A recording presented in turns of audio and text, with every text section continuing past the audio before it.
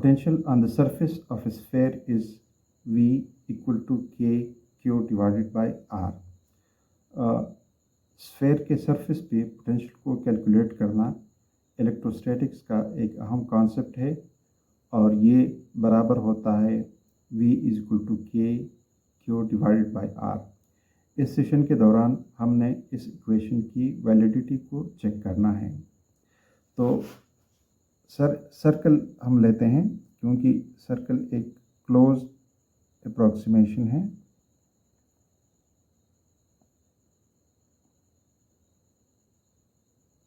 फर्ज करें ये एक सर्कल है। सर्कल के ऊपर हमने चार्ज डिस्ट्रीब्यूट किया है। ये इस तरह इसके ऊपर चार्ज डिस्ट्रीब्यूशन है। फर्ज करें जो हमारे पास चार्ज है इसको हम इस तरह लिखते हैं कि Q1 Q2 Q3 up to Qn, यानी Qn नंबर ऑफ चार्जेस इस सर्कल के ऊपर बिखरे हुए हैं। अब अगर हम इस सर्कल के ऊपर एक पॉइंट ले लें P, तो हमने इस पॉइंट P पर इन तमाम चार्जेस की वजह से जो पोटेंशियल आती है उस पोटेंशियल को कैलकुलेट करना है। इस पॉइंट P पर टोटल पोटेंशियल इन तमाम चार्जेस की तरफ से बनी हुई इनफरादी पोटेंशियल्स के मजमूए के बराबर होगी। यानी अगर V1 V2 V3 up to Vn इन चार्जेस के इंडिविजुअल पोटेंशियल है इस पॉइंट P के ऊपर, तो इस पॉइंट P के ऊपर मजमूई पोटेंशियल जो है V वो बराबर होगी V1 plus V2 plus V3 up to Vn। इस इक्वेशन में ये इक्वेशन हमें ये बताता है कि ये पोटेंशियल जो है ये इस मजमूई पोटेंशियल के बराबर होगी। अब हम देखते हैं कि आया ये पोटेंशियल जो है के क्यू डिवाइडेड बाय आर ये वाकई इस मजमूई पोटेंशियल के बराबर है या नहीं है।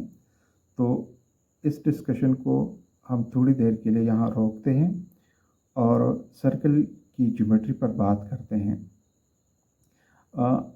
एक सर्कल कंसिडर करें।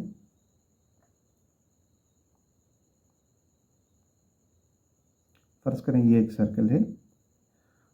इस सर्कल पर एक पॉइंट लें A और हम इस पॉइंट A का सर्कल के दूसरे तमाम पॉइंट्स के साथ फासला मालूम करना चाहते हैं।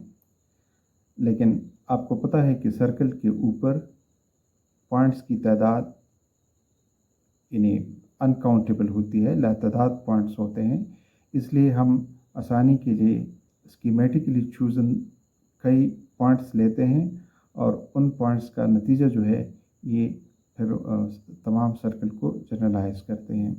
तो फ़र्ज़ करें एक पॉइंट हम यहाँ पर चूज़ करते हैं और इसको A डैश कहते हैं। अब A और A डैश के दरमियान फासला ये है और इसको हम फ़र्ज़ करें इसको D कहते हैं। इस लाइन के ऊपर और नीचे चंद पॉइंट्स लेते हैं, मसलन इस तरह।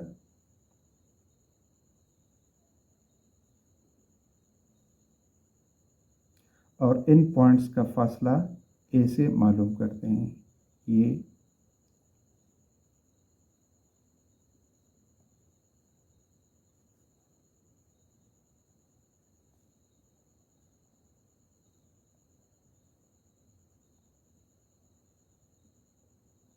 अब देखें, जब हम A से शुरू करते हैं इस तरफ जाते हैं तो इन लाइन की जो लेंथ है या इस पॉइंट का जो डिस्टेंस है इन पॉइंट्स के साथ वो आहिस्ता आहिस्ता बढ़ता जा रहा है।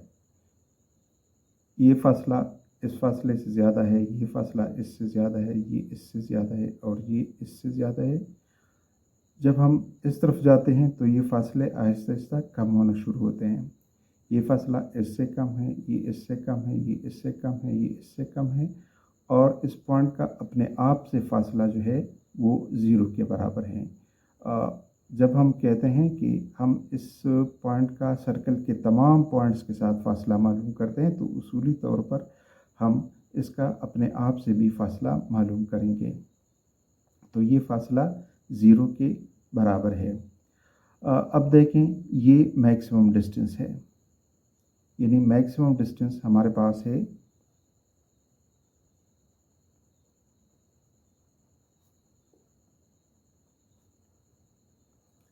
d के बराबर, और जो मिनिमम डिस्टेंस है वो 0 है।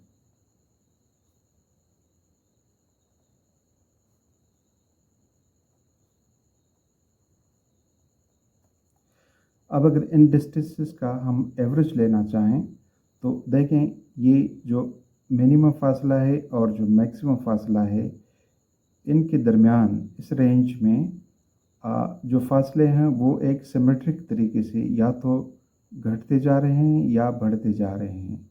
इसलिए हम आसानी से कह सकते हैं कि इनका एवरेज डिस्टेंस जो होगा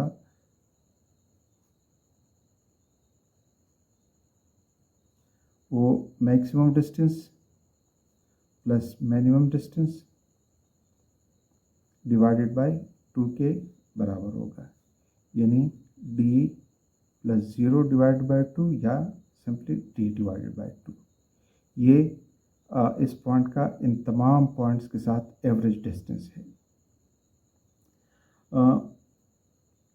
अब अगर गौर करें तो ये डिस्टेंस d जो है ये सर्कल के डायमीटर के बराबर है। सर्कल का डायमीटर वो लाइन होती है जो दो पॉइंट, सर्कल के दो पॉइंट्स को इस तरह मिलाएं कि वो दरमियान में यानी सेंटर से गुजरे।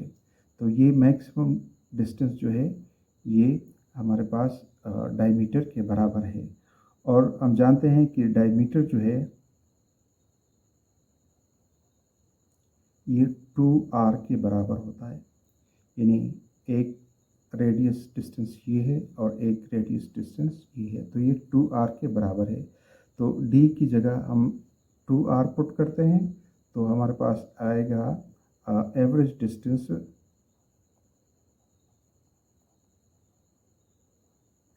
2r डिवाइडेड बाय 2 या r, यानी इस पॉइंट का सर्कल के दीगर पॉइंट्स के साथ एवरेज डिस्टेंस जो है वो r के बराबर है, रेडियस के बराबर है। अब आते हैं अपने मसले की तरफ, चार्जेस की तरफ। अगर इन तमाम पॉइंट्स पर हमने चार्ज प्लेस किया हुआ है, इस पॉइंट पर भी चार्ज है, इस पर, और इन तमाम पॉइंट्स पर चार्ज हमने प्लेस किए हुए हैं, तो अगर इन पॉइंट्स का एवरेज डिस्टेंस a से r के बराबर है तो उन चार्जेस का भी इस a से एवरेज डिस्टेंस जो है वो r के बराबर होगा।